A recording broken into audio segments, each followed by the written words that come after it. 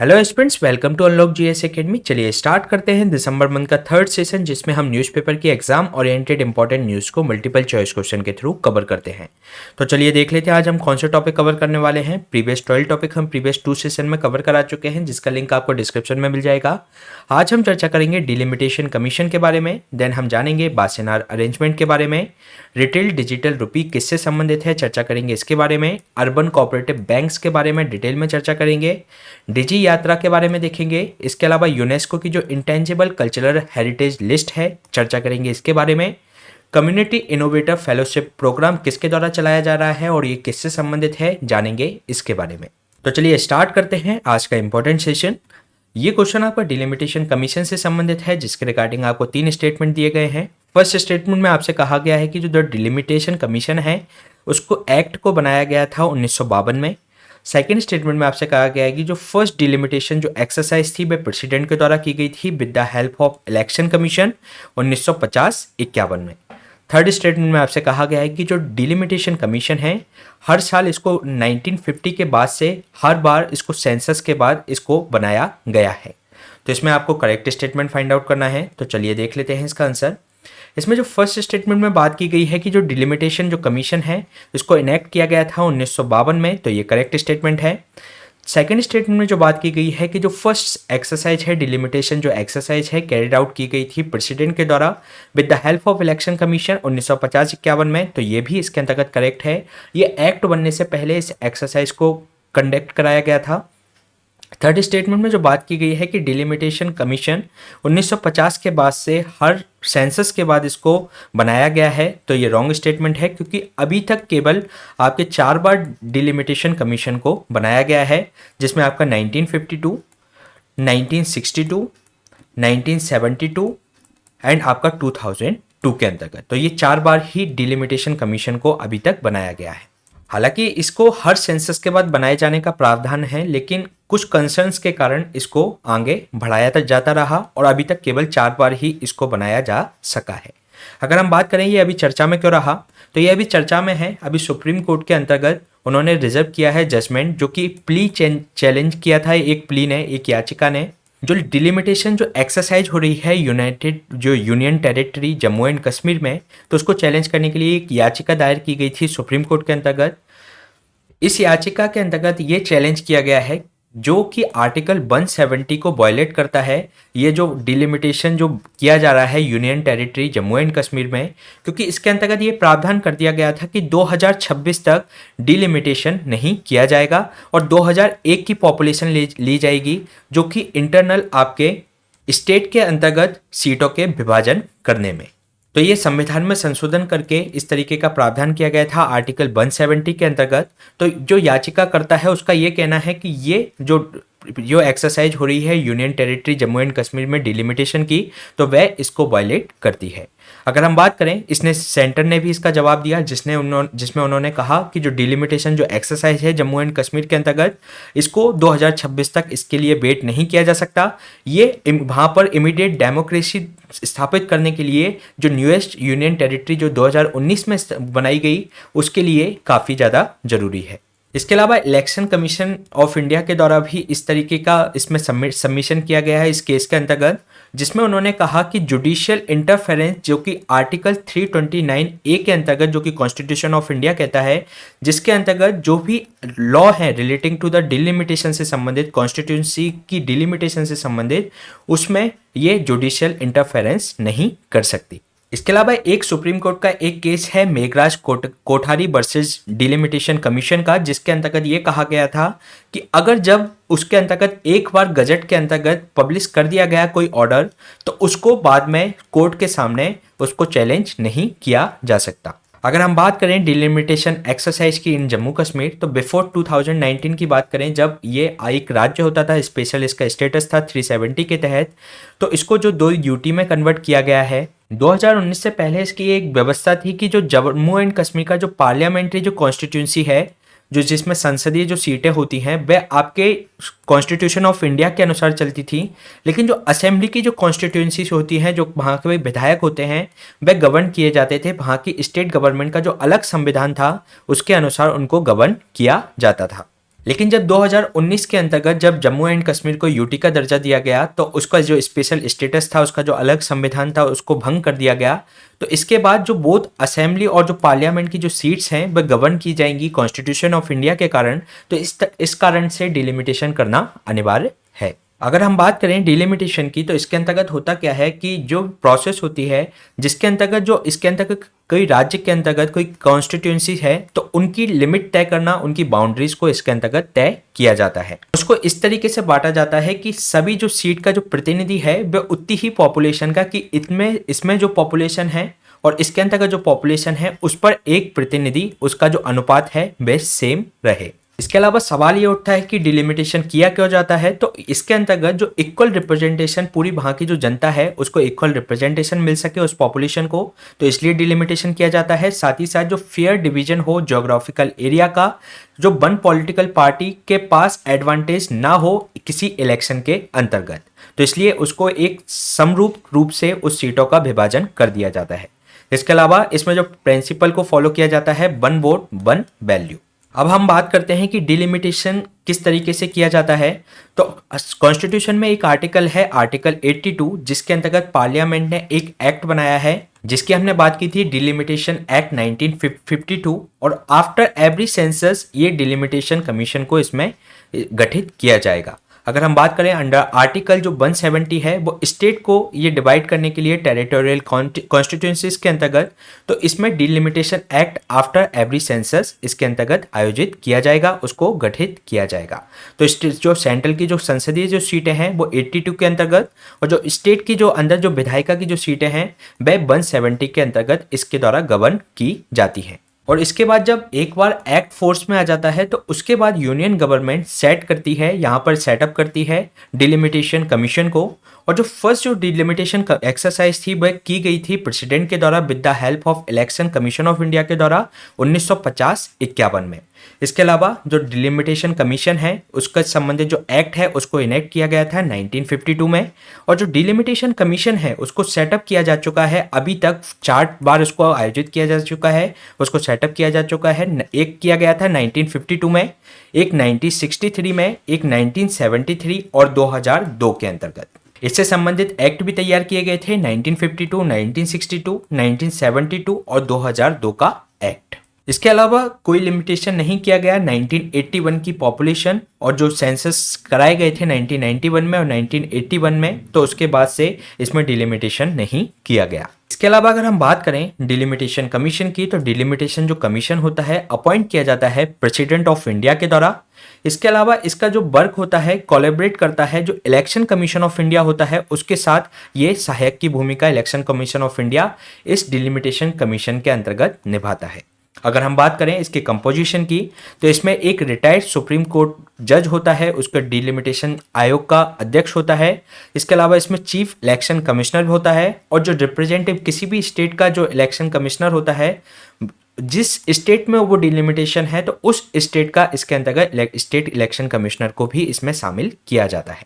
इसके अंतर्गत ये जैसे पूरे देश के अंतर्गत, तो इसमें सभी राज्यों को अलग अलग सीटों का बंटवारा किया जाता है। तो एक सेंट्रल के स्तर पर इसमें डिलिमिटेशन होता है, फिर उस राज्य के अंतर्गत सीटों का बंटवारा उसकी जो इक्वल पॉपुलेशन के आधार पर जो कि उसका रिप्रेजेंट कर सके, तो उसको भी अंदर डिलिमिटेशन इसके अंतर्गत किया जाता है। तो एक तो सेंट्रल लेवल पे किया जाता है, और एक राज्य के अंतर्गत भी सीटों का विभाजन करने के लिए डिलिमिटेशन किया जाता है। अगर हम बात करें इसके फंक्शंस की, तो ये डिटरमाइन करता है नंबर ऑफ बाउंड्रीज को कॉन्स्टिट्यूएंसीज की, जिससे कि जो पॉपुलेशन है जो एक सारी जो कॉन्स्टिट्यूएंसीज की है वह पॉपुलेशन नियरली इक्वल हो जाए। इसके अलावा ये आइडेंटिफाई करती है सीट्स को जो रिजर्व है, जो शेड्यूल कास्ट और जो शेड्यूल टाइप के लिए जो रिजर्व जो सीट्स होती हैं, उससे कि ये जो पॉपुलेशन है वो ज़्यादा रिप्रेजेंट कर रही है, जो पॉपुलेशन रिलेटिवली लार्ज होती है अन्य जो कम्युनिटी से, तो वो उन सीटों को भी इसके द्वारा आइडेंटिफाई किया जाता है।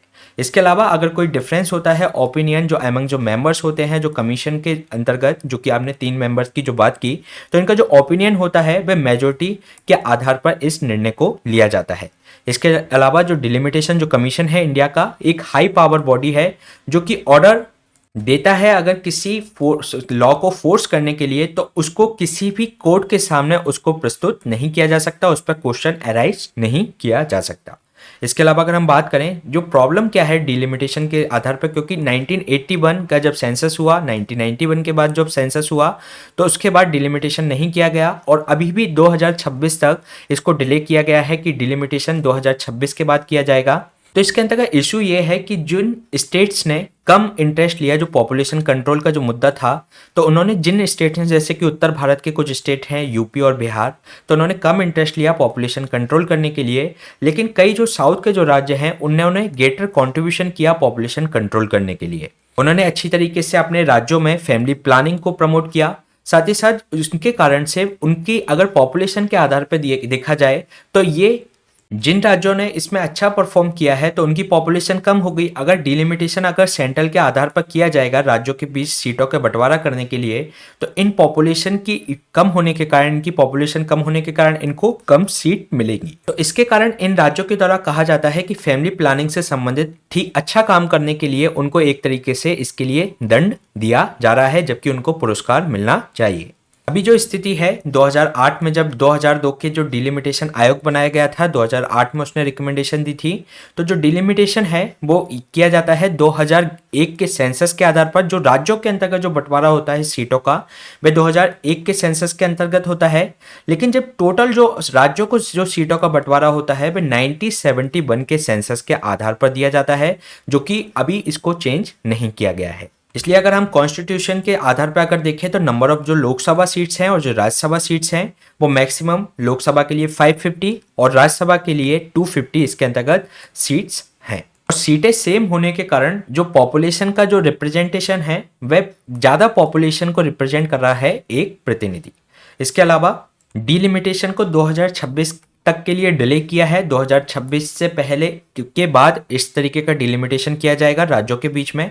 इसके अलावा एक नेशनल कंसेंसस बनाने की कोशिश की जा रही है कि वह 2026 तक डिलिमिटेशन हम करा सकें। तो ये क्वेश्चन हमने डिस्कस किया डिलिमिटेशन से संबंधित। चलिए चलते हैं नेक्स्ट क्वेश्चन पे। नेक्स्ट क्वेश्चन आपका बासेनार अरेंजमेंट से संबंधित है, जिसके रिगार्डिंग आपको 3 स्टेटमेंट दिए गए हैं। फर्स्ट स्टेटमेंट में आपसे कहा गया है कि जो बासेनार अरेंजमेंट है इस्टेब्लिश हुआ था 1996 में। सेकेंड स्टेटमेंट में कहा गया है कि ये वॉलेंट्री और बाइंडिंग एक्सपोर्ट कंट्रोल रेजिम है, जो कि कंसिस्ट करता है लगभग 42 मेंबर्स को। थर्ड स्टेटमेंट में आपसे कहा गया है कि इंडिया ने ज्वाइन किया था बासेनार अरेंजमेंट को 2017 में इसके 42nd पार्टिसिपेटिंग स्टेट के रूप में। तो इसमें आपको करेक्ट स्टेटमेंट फाइंड आउट करना है। तो चलिए देख लेते हैं इसका आंसर। इसमें जो फर्स्ट स्टेटमेंट में बात की गई है कि जो बासेनार अरेंजमेंट है इस्टेब्लिश किया गया था 1996 में, तो ये इसके अंतर्गत करेक्ट स्टेटमेंट है। सेकंड स्टेटमेंट में जो बात की गई है कि जो वॉलेंट्री और बाइंडिंग एक्सपोर्ट कंट्रोल रिजीम है, तो ये बाइंडिंग नहीं बल्कि नॉन बाइंडिंग है, तो ये इसमें रॉन्ग स्टेटमेंट हो जाता है और ये 42 मेंबर इसमें शामिल हैं, तो ये इसके अंतर्गत करेक्ट है।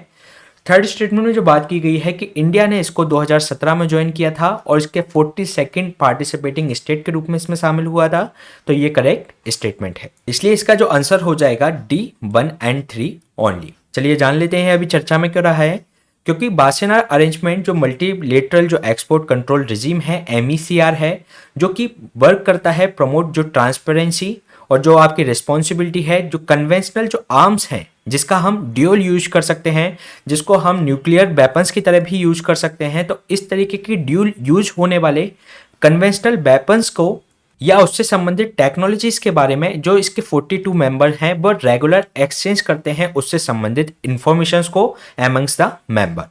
इसके अलावा ये अभी चर्चा में इसलिए है क्योंकि ये अभी 1 जनवरी 2023 से भारत इसकी अध्यक्षता करने वाला है, तो इसके कारण से ये काफ़ी इंपॉर्टेंट हो जाता है। अगर हम बात करें बासेनार अरेंजमेंट की, तो इसको इस्टेब्लिश किया गया था 1996 के अंतर्गत और ये एक वॉलेंट्री एक्सपोर्ट कंट्रोल रेजिम है, कंसिस्ट करता है 42 मेंबर्स को। इंडिया ने इसको 2017 में ज्वाइन किया और 42nd पार्टिसिपेटिंग स्टेट के रूप में अभी लास्ट इंडिया ही इसमें ज्वाइन हुआ है।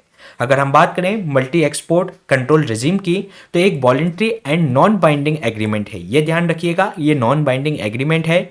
ये रोकता है जो कि आपके प्रसार को, जो भी वेपन्स हैं जो कि मास डिस्ट्रक्शंस कर सकते हैं, उन वेपन्स के प्रसार को रोकने का ये प्रयास करता है, जिसके अंतर्गत आपके न्यूक्लियर, रेडियोलॉजिकल, केमिकल, बायोलॉजिकल और अदर वेपन्स इसके अंतर्गत शामिल हैं।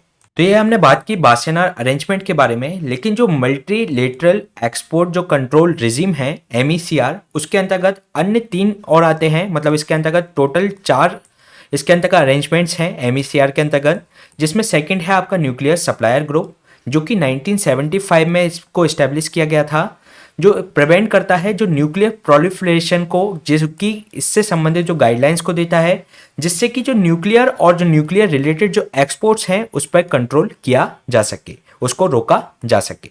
और ये इसमें इंपॉर्टेंट है, इंडिया इसका मेंबर नहीं है।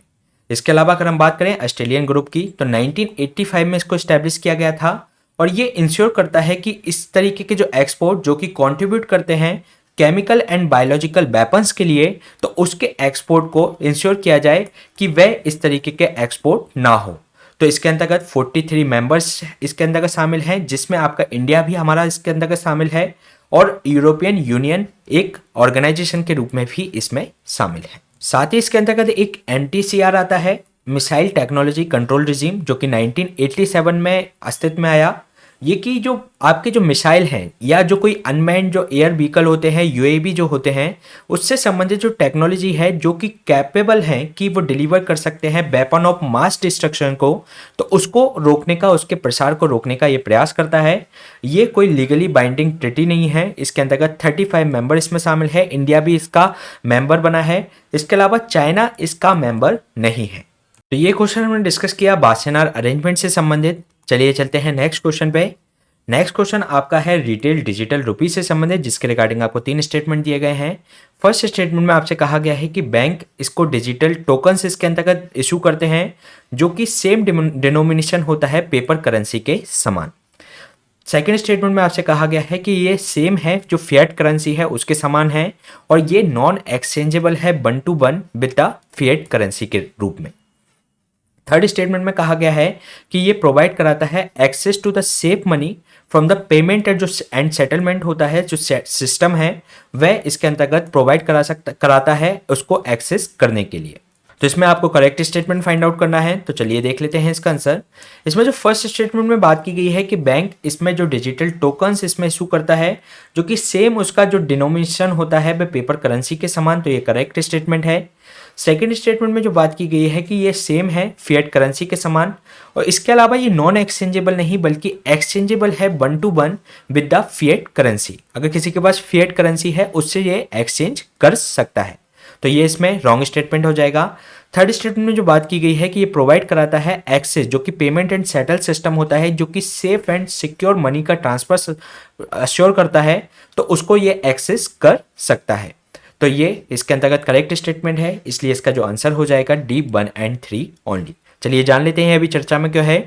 अभी रिजर्व बैंक ऑफ इंडिया ने लॉन्च किया है first pilot project for the retail digital rupees के लिए। इसके अंतर्गत ये रिलीज किया है सेंट्रल बैंक डिजिटल करेंसी। ये एक डिजिटल रुपी होगा या रुपी के रूप में जाना जाएगा सेंट्रल बैंक डिजिटल करेंसी को, जो कि रिटेल कस्टमर और मर्चेंट्स के लिए ये उपयोग किया जा सकता है। अभी RBI के द्वारा अभी पहले भी एक डिजिटल रुपीस को लॉन्च किया गया था, लेकिन वह था होलसेल सेगमेंट्स के लिए, जो कि जो आपके सेकेंडरी जो मार्केट्स हैं, जो ट्रांजैक्शंस हैं गवर्नमेंट सिक्योरिटी से संबंधित, तो उसको सेटल किया जा सकता था उसके द्वारा, लेकिन ये अभी जारी कर दिया गया है रिटेल कस्टमर और मर्चेंट्स के लिए। अभी शुरुआत में इसको पायलट प्रोजेक्ट की तरफ इसको रिलीज किया गया है, जिस योग में आपके जो 4 बैंक्स हैं इसमें इन्वॉल्व रहेंगे, इसको कंट्रोल करेंगे जो डिजिटल करेंसी को, जिसमें आपका SBI, ICICI bank, yes bank और IDFC इसके अंतर्गत है।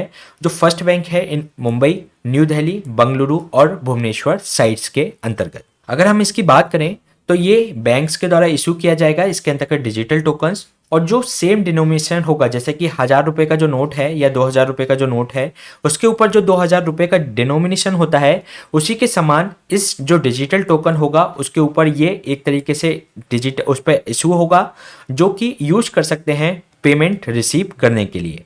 इसके अलावा ये एक इनडायरेक्ट मॉडल होगा सेंट्रल बैंक डिजिटल करेंसी का। इसके अलावा अगर हम बात करें रिटेल जो रुपीस है, ये इलेक्ट्रॉनिक वर्जन है कैश एंड, जो प्राइमरली अगर हम इसको कहा जाए रिटेल ट्रांजेक्शन्स के लिए, और ये आगे चलकर लगभग पोटेंशियली इसका जो अवेलेबल हो जाएगा सभी लोगों के लिए, जाकि चाहे वह प्राइवेट सेक्टर के लोग हों, नॉन फाइनेंशियल कंज्यूमर्स हों या बिजनेसेस हों। इसके अलावा ये प्रोवाइड कराता है access to the safe money for payment and settlement, जो सिस्टम होता है वह इसके द्वारा इसको सेफ एंड सिक्योर इसके लिए प्रोवाइड कराता है। इसके अलावा ये डायरेक्ट जो लाइबिलिटी है उसकी जो लाइबिलिटी है वह सेंट्रल बैंक के पास है, क्योंकि इसको रेगुलेट कौन कर रहा है, इसको सेंट्रल बैंक आरबीआई के द्वारा इसको रेगुलेट किया जा रहा है। ये एक आपका जो हमने बिटकॉइन वगैरह जो सुना होगा क्रिप्टो करेंसी के बारे में, तो वो डिसेंट्रलाइज करेंसी होती है, वो भी डिजिटल करेंसी होती है, लेकिन वह डिसेंट्रलाइज होती है, उस पर किसी एक व्यक्ति का या किसी एक अथॉरिटी का कंट्रोल नहीं होता। लेकिन जो सेंट्रल बैंक डिजिटल जो करेंसी इसमें लॉन्च की जा रही है आरबीआई के द्वारा, तो उस पर कंट्रोल रहेगा आरबीआई का। ये एक डिजिटल रुपी होगा जो कि लीगल टेंडर इशू किया जाएगा आरबीआई के द्वारा, जो कि डिजिटल फॉर्म में होगा, और ये सेम रहेगा फिएट करेंसी के समान, और फिएट करेंसी से आप इसको चेंज कर सकते हैं 1 to 1। अगर हम इसके बारे में बात करें तो इसके संबंध में 2 मॉडल हैं, एक तो direct model, single tier model. इसके अंतर्गत जो सेंट्रल बैंक होता है वह इसमें जो सारे जो एस्पेक्ट्स होते हैं उसके मैनेज करने के लिए वह रिस्पॉन्सिबल होता है, जैसे कि इश्यू करना है सेंट्रल बैंक डायरेक्ट करेंसी का, या आपका जो अकाउंट कीपिंग या उसका ट्रांजेक्शन जो वेरिफिकेशन करना है, सभी किसके पास होता है, सेंट्रल बैंक के पास होता है। लेकिन जो इनडायरेक्ट मॉडल में होता है, जैसे कि हमने सेंट्रल बैंक डिजिटल करेंसी के बारे में बात की, तो वह डिजिटल जो इनडायरेक्ट मॉडल पर आधारित है। तो इसमें 2 टीयर मॉडल होता है, जिसके अंतर्गत सेंट्रल बैंक और जो अदर इंटरमीडिएट्स होते हैं, जो बैंक्स होते हैं, जो एनी अदर जो सर्विस प्रोवाइडर्स होते हैं, वह इसमें अपना जो रेस्पेक्टिव रोल निभाते हैं। इसके अंतर्गत जो अदर जो सर्विस प्रोवाइडर होते हैं उनके पास जिम्मेदारी ये होती है कि वे करेंसी का मैनेजमेंट सिस्टम को इसमें शामिल करें, वह उसको देखें। इसके अलावा जो बैंक होते हैं वे मैनेज करते हैं एक्टिविटीज़, जैसे कि इससे जो इस करेंसी के डिस्ट्रीब्यूशन से संबंधित, इसकी जो पब्लिक अकाउंट कीपिंग से संबंधित, और इसके अलावा इसमें जो आपकी केवाईसी कराई जाती है और जो कि एंटी मनी लॉन्ड्रिंग से संबंधित जो चीज़ें इसके अंतर्गत इंश्योर की जानी है, तो वह किया जाएगा बैंक के द्वारा। और बाकी जो करेंसी का जो मैनेजमेंट जो सिस्टम है वह अदर जो सर्विस प्रोवाइडर है उसके द्वारा किया जाएगा। तो इसमें ये एक तरीके से इनडायरेक्ट मॉडल है, जिसके आधार पर आपकी सेंट्रल बैंक जो डिजिटल करेंसी है उसको इसी के आधार पर रिलीज किया गया है। तो ये क्वेश्चन हमने डिस्कस किया ई रुपीज़ के बारे में, जो कि रिटेल सेक्टर में लागू हुआ है पायलट प्रोजेक्ट के रूप में। चलिए चलते हैं नेक्स्ट क्वेश्चन पे। नेक्स्ट क्वेश्चन है आपका अर्बन कोऑपरेटिव बैंक से संबंधित, जिसके रिगार्डिंग आपको 3 स्टेटमेंट दिए गए हैं।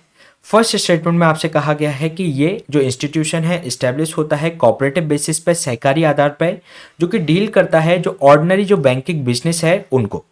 सेकेंड स्टेटमेंट में कहा गया है कि ये रजिस्टर्ड होते हैं under the cooperative society act, जो स्टेट के जो कंसर्न्स जो कोऑपरेटिव सोसाइटी एक्ट होते हैं उसके अंतर्गत, साथ ही साथ multi state cooperative society act 2002 के अंतर्गत।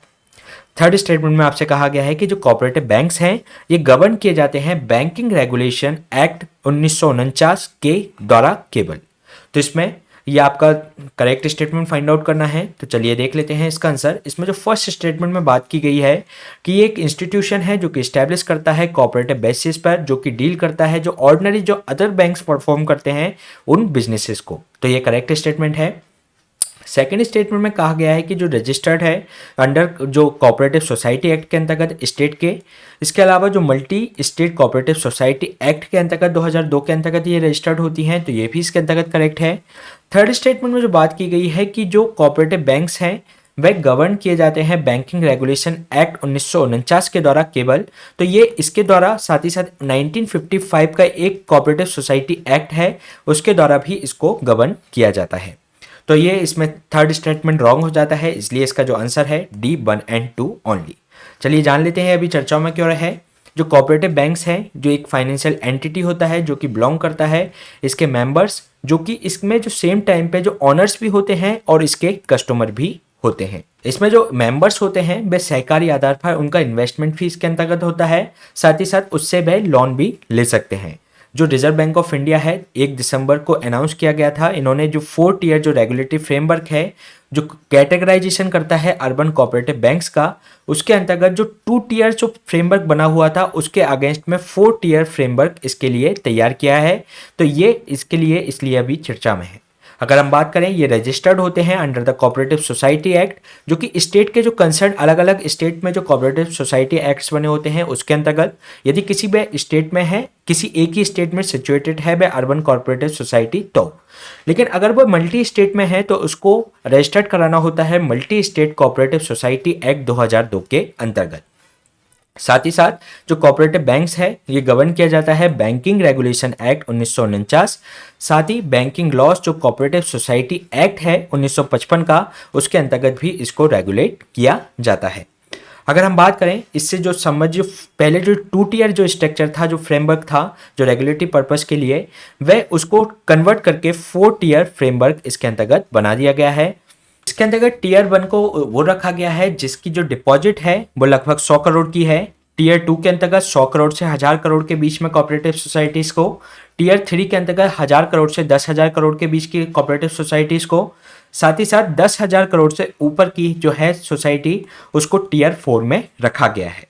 अगर हम बात करें जो अर्बन कोऑपरेटिव जो बैंक्स हैं उसकी जो मिनिमम जो कैपिटल और जो रिस्क बेटेड जो एसेट्स रेशियो होते हैं वह उसको वेरी करना चाहिए 9 से 15% तक। मतलब जो ऊपर के जो 3 हैं उनको 9 से 15% तक इसके अंतर्गत आपके CRAR होना चाहिए। साथ ही साथ जो टियर 4 के हैं जिनकी जो आपकी डिपॉजिट है लगभग 10,000 करोड़ से ज़्यादा की है तो उनको फॉलो करना होगा बेसल थर्ड नॉर्म्स को।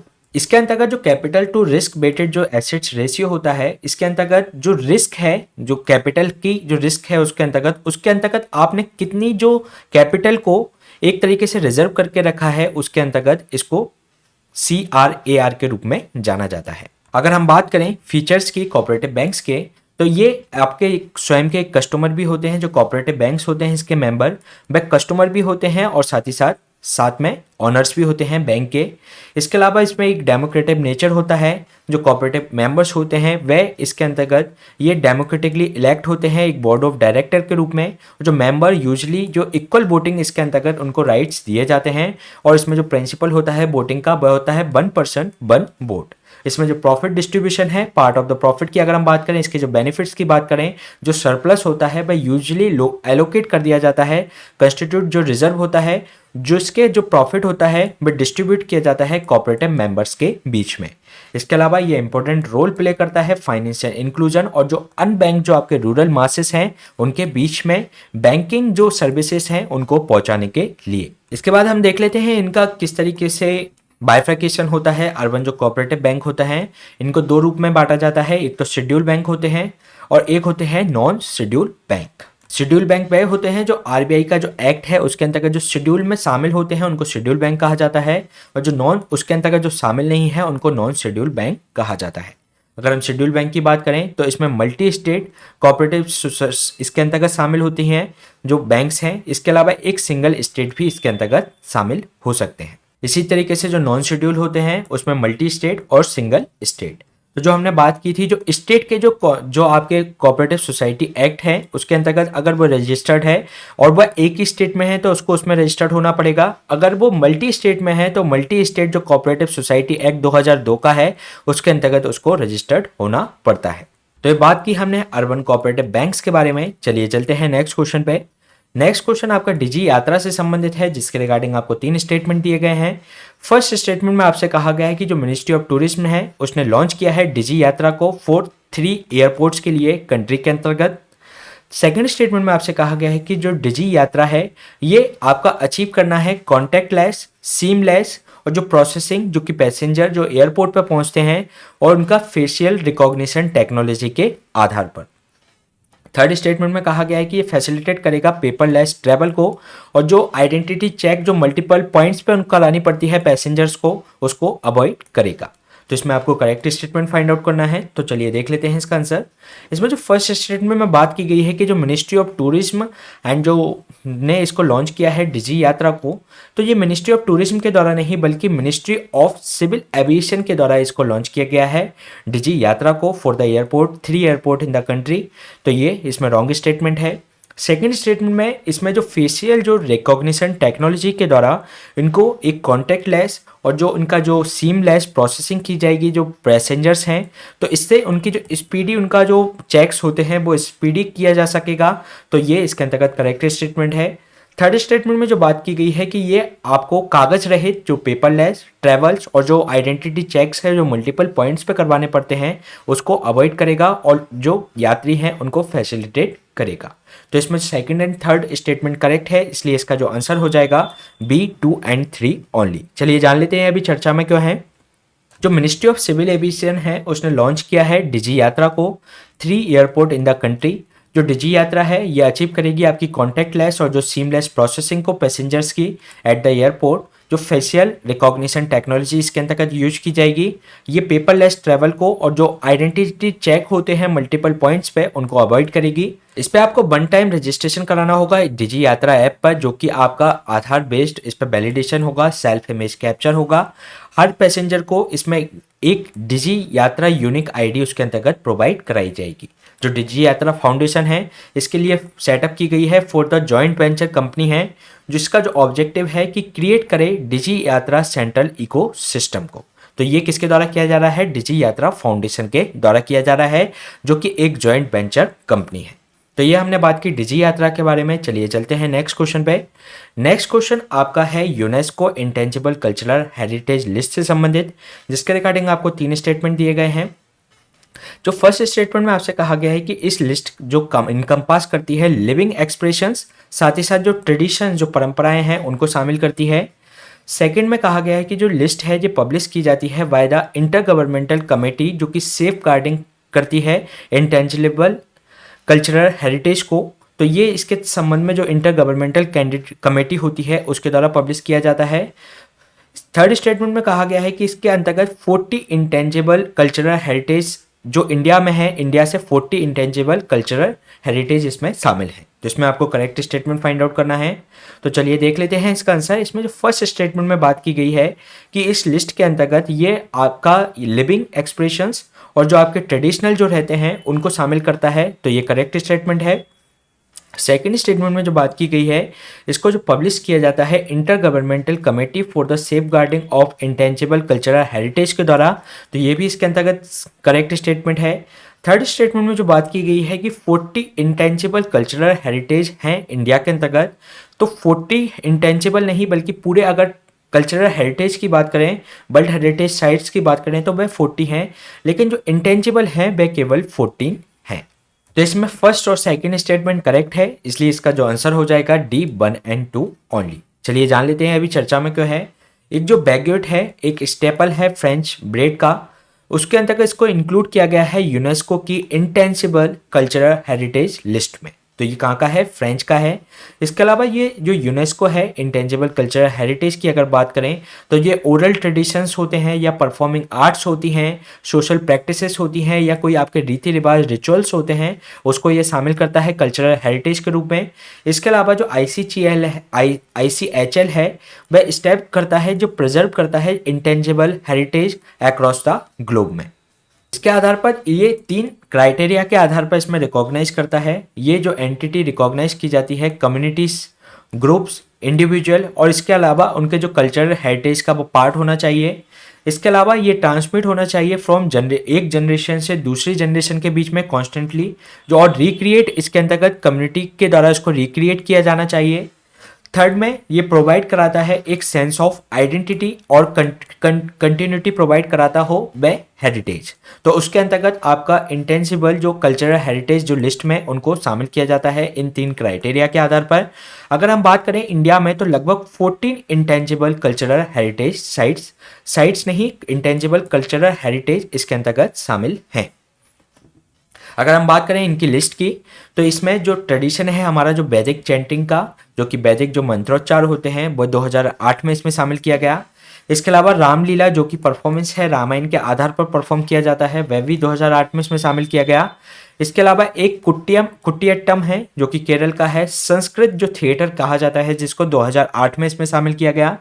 इसके अलावा जो कर्नाटक का रम्मन है जो कि ये उत्तराखंड का जो रम्मन है रिलीजियस जो फेस्टिवल है जो रिचुअल्स है थिएटर, वह इसके अंतर्गत जो गढ़वाल जो हिमालयस है इंडिया का 2009 में इसको शामिल किया गया। इसके अलावा मोडिएट्टू जो कि केरल से संबंधित है, केरल का एक डांस ड्रामा है 2010 में शामिल किया गया। कालबेलिया जो वहाँ का फोक डांस है राजस्थान का, 2010 में इसमें शामिल किया गया। और जो छऊ डांस है उड़ीसा और वेस्ट बंगाल के आसपास के क्षेत्रों में इसको परफॉर्म किया जाता है, 2010 में इसको भी शामिल किया गया। इसके अलावा जो वैदिक चैंटिंग के साथ साथ बुद्धिस्ट चैंटिंग भी इसमें शामिल है, जो कि लद्दाख में की जाती है, जो कि आपका जो सैक्रेड जो बुद्धिज्म टेक्स्ट है जो ट्रांस हिमालय जो लद्दाख रीजन में, वह इसको 2012 में इसमें शामिल किया गया था। अगर हम बात करें एक संकीर्तन जो रिचुअल जो सिंगिंग और जो ड्रमिंग की जो परंपरा है वो कहाँ की है, मणिपुर की, तो ये 2013 में इसमें शामिल हुआ। इसके अलावा जांदियाल गुरु जो पंजाब के हैं, इसमें जो उनके जो कॉपर जो क्राफ्ट होते हैं, जो यूटेंसिल्स होते हैं ट्रेडिशनल ब्रास के, तो वह 2014 में इसमें शामिल किए गए। योगा 2016 में, नवरोज भी 2016 में, इसके अलावा कुंभ मेला 2017 में, और दुर्ग पूजा जो कोलकाता में जो अभी रिसेंट 2021 में इसके अंतर्गत शामिल किया गया है। तो ये लिस्ट है हमारे जो इंटेंजिबल हेरिटेज जो लिस्ट है उसके अंतर्गत 14 इसके अंतर्गत इंटेंजिबल हेरिटेज शामिल हैं। ये था हमारा क्वेश्चन इंटेंजिबल हेरिटेज से संबंधित। चलिए चलते हैं नेक्स्ट क्वेश्चन पे। नेक्स्ट क्वेश्चन है आपका the community innovator fellowship programme से संबंधित, जिसके रिगार्डिंग आपको दो स्टेटमेंट दिए गए हैं। फर्स्ट स्टेटमेंट में कहा गया है कि इस प्रोग्राम को इनिशिएट किया गया है अटल इनोवेशन मिशन नीति आयोग के द्वारा in collaboration with world economic forum. Second statement में आपसे कहा गया है कि इसका जो उद्देश्य है कि फैसिलिटेट करना नॉलेज बिल्डिंग और जो प्रोवाइड इंफ्रास्ट्रक्चर सपोर्ट प्रोवाइड कराना जो एस्पायरिंग जो कम्युनिटी है इनोवेटर्स हैं उनके लिए, जिनकी उनकी जो असेंशियल है उनकी एंटरप्रेन्योरशियल जर्नी के लिए। तो इसमें आपको करेक्ट स्टेटमेंट फाइंड आउट करना है। तो चलिए देख लेते हैं इसका आंसर। इसमें जो फर्स्ट स्टेटमेंट में बात की गई है कि जो प्रोग्राम है इनिशिएट किया गया है अटल इनोवेशन मिशन नीति आयोग के द्वारा, जो कि collaboration with world economic forum, तो ये रॉन्ग स्टेटमेंट है क्योंकि ये यूएनडीपी जो इंडिया है उसके द्वारा इसका साथ में कोलैबोरेशन किया जा रहा है। ये फैसिलिटेट करेगा नॉलेज बिल्डिंग जो और इंफ्रास्ट्रक्चर सपोर्ट प्रोवाइड कराएगा जो भी कम्युनिटी के अंतर्गत जो इनोवेटर्स हैं जिनको उनके एंटरप्रेन्योरशियल जर्नी के लिए उनके लिए असेंशियल हैं जो चीज़ें जो जरूरत होती है उन्हें, उनको ये प्रोवाइड कराया जाएगा, उनको फैसिलिटेट करेगा ये प्रोग्राम। तो इसके अंतर्गत सेकेंड स्टेटमेंट सही है, तो इसलिए इसका जो आंसर हो जाएगा B2 ओनली।